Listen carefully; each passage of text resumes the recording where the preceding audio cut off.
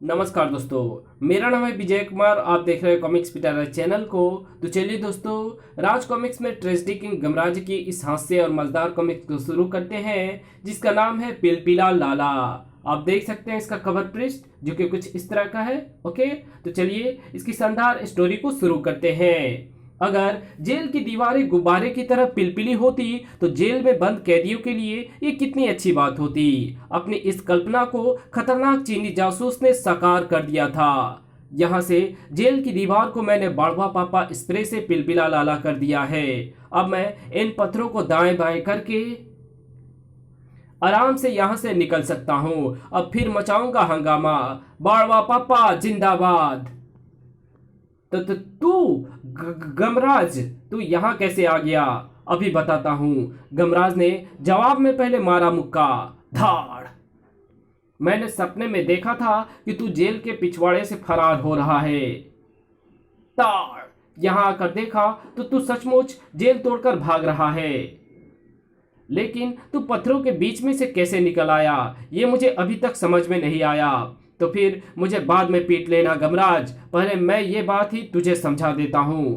पहले नमस्ते की मुद्रा बनाओ, ऐसे बना ली। फिर हाथ दीवार में घुसाकर पत्थरों को दाएं बाएं सरका दो। अरे ये तो पिलपिले लाले पत्थर है। मेरे हाथ दीवार में आराम से चले गए। हाँ, अब इसमें सिर घुसाओ। सिर भी पत्थर में घुस गया। कमाल है, पत्थर पिलपिले लाले कैसे हो गए? बाड़वा पापा की ताकत से। अरे ये क्या कर रहे हो चीनी जासूस? और ये क्या, ये पत्थर तो फिर से सख्त हो गए। हाँ, क्योंकि पत्थर इतनी देर के लिए ही पिलपिले लाले हुए थे। चीनी जासूस के बच्चे, मुझे धोखे से यहाँ कैद करके भाग गया। चीनी जासूस को मैंने बहुत ही मुश्किल से पकड़ा था। ये बहुत खतरनाक जासूस है। ये फिर कोई नया गुल खिलाएगा। अरे कोई है? मुझे यहां से निकालो। तुझे 10 साल की सजा हुई है और अभी 10 दिन भी नहीं हुए हैं। पर वो तो चीनी जासूस को हुई है। तो तू कौन है? चुपचाप खाना खा। मैं चीनी जासूस नहीं हूं। ये बात तो तू जेल में आने के पहले दिन से ही कह रहा है। मैं चीनी जासूस नहीं, गमराज हूं। मेरी शक्ल तो देखो। मैं बुरे लोगों की शक्ल नहीं देखना चाहता। ये तो कुछ सुनने को तैयार नहीं है। यमुंडा, उसे वापस लेकर आ। अभी लाता हूं। और बचाओ, ये भैंसा जेल में कहां से आ गया? मैं यमराज के भैंसे का पुत्र हूं। गमराज को लेने आया हूं। इसे छोड़, वरना इसे छोड़कर तुझे ले जाऊंगा। अपनी टॉर्च जलाकर मेरी सूरत देखो। अरे पर तुम कौन हो? मैं गमराज हूं, जिसने चीनी जासूस को पकड़वाया था। चीनी जासूस मुझे यहाँ कैद करके खुद खुद फरार हो गया है। ठहरो, मैं ताला खोलता हूँ। पर तुम अंदर कैसे आ गए और वो बाहर कैसे चला गया? इसके पास ये कहानी सुनाने का समय नहीं है, क्योंकि मुझे इसे जल्दी लेकर जाना है। निकल पड़ा गमराज, फाटक खुला रखना। चीनी जासूस को लेकर जल्द ही लौटूंगा। वाह यमुंडा, तूने तो जेल कर्मचारी को यह कहकर डरा ही दिया कि तू यमराज के भैंसे का पुत्र है। वो समझ रहे होंगे कि मेरा समय पूरा हो गया है और तू मुझे लेने आया है। इसलिए मुझे किसी ने रोकने की चेष्टा नहीं की। अब तू फटाफट कार में बदल जा, क्योंकि मुझे लगता है कि चीनी जासूस को इस वक्त सबसे अधिक जरूरत रुपयों की होगी। वो गलत रास्ते से पैसा बनाने की चेष्टा करेगा। जो आज्ञा स्वामी। गमराज के बयान पर चीनी जासूस की तलाश में दौड़ाए गए जासूस कुत्ते। भौ भौ उफ। एक जासूस को दूसरा जासूस से ढूंढ सकता है। चीनी जासूस को ढूंढेंगे हमारे जासूस कुत्ते। अरे ये कुत्ते तो हमें चीनी मिल पर ले आए। चीनी जासूस ने हमारे जासूस कुत्तों को भी धोखा दे दिया। उफ। मुंबई वासियों की नींद अब हराम होने वाली थी। ये क्या? ये हाथ दीवार के पार से अंदर कैसे आ गया? ऐसा ऐसा हाथ तो भूत का ही हो सकता है। भूत भूत। भूत का हाथ रुपए की गड्डिया लेकर दीवार के पार गायब हो गया। बैंक में मचा शोर गमराज के कानों में भी पड़ा। भूत भूत भूत। ये बैंक में भूत कहां से आ गया? यमुंडा रुक।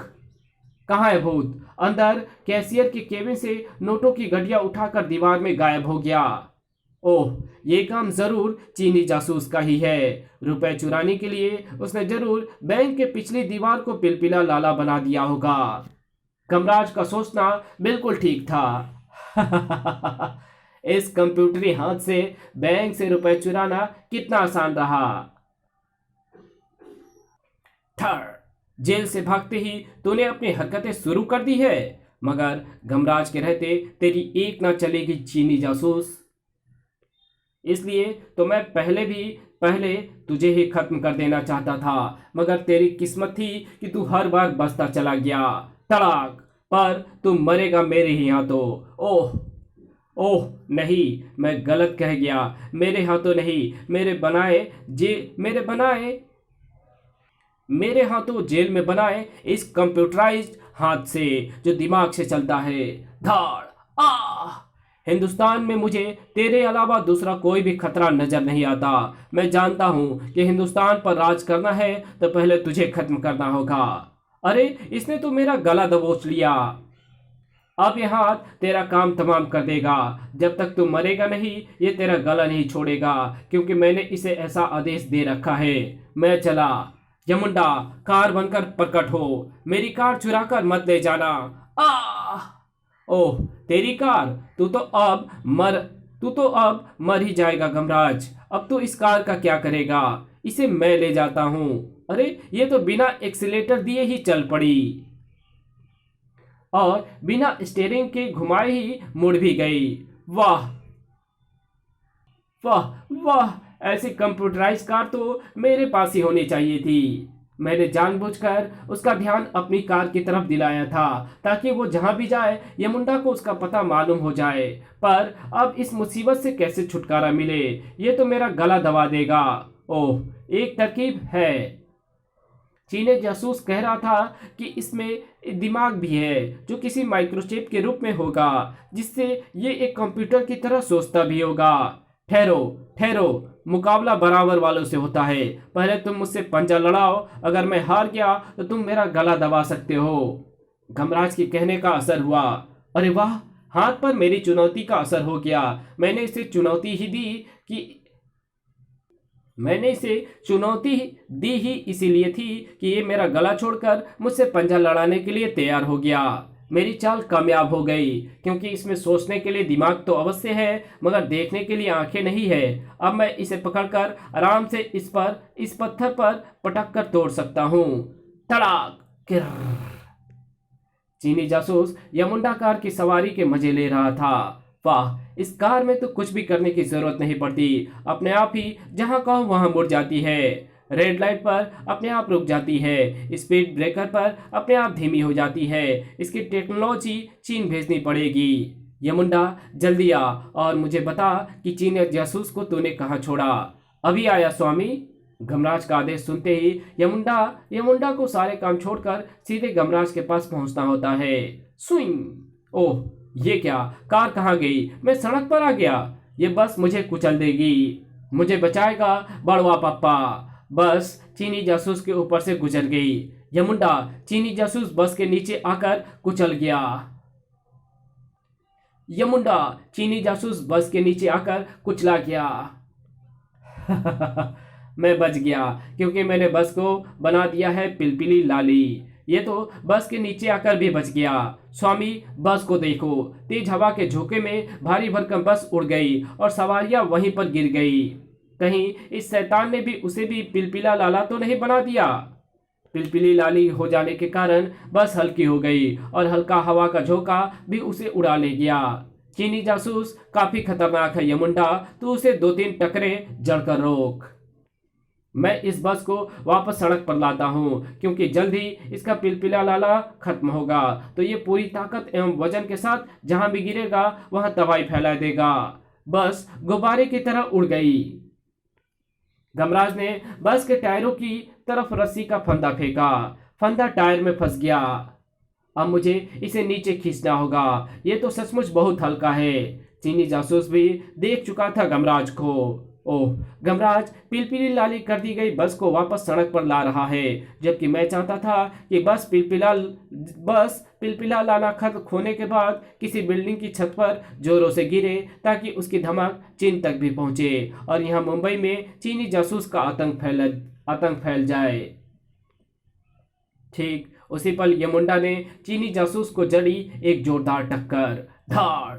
अरे ये भैंसा! ओह, इसे तो मैं भूल ही गया था। स्प्रे! पर अब मैं इसके सींगों को ही पिलपिला लाला कर दूंगा, क्योंकि हर निर्जीव ठोस चीजों को बड़वा पप्पा स्प्रे पिलपिली लाली कर सकता है। स्वामी ने इसे 2-3 टकरे जड़ने को कहा है।